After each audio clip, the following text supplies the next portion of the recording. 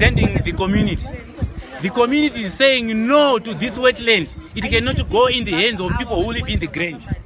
People from the Grange have come here to want to build a nursery school where there's a community bowl. This is our aquifer. This is where we get our water.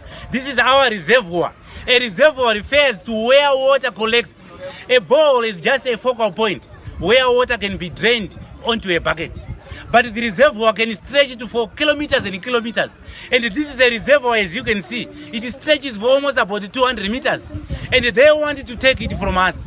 They've done it at OK Shopping Center. There was a bowl and OK was built. We kept quiet.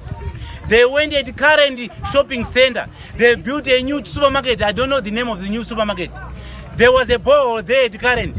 And that bowl was removed. We were promised that that bowl would be actually be relocated and be repanned. And never, up to now this time, nothing has come out. There's no bowl. People are having problems, failing to get that water. Now we have a bowl here at khona in Budiriro 5. The only bowl, the only aquifer, the only water reservoir, which is being used by all people living in this area for watering their gardens. Life is very difficult nowadays. We only rely on gardening.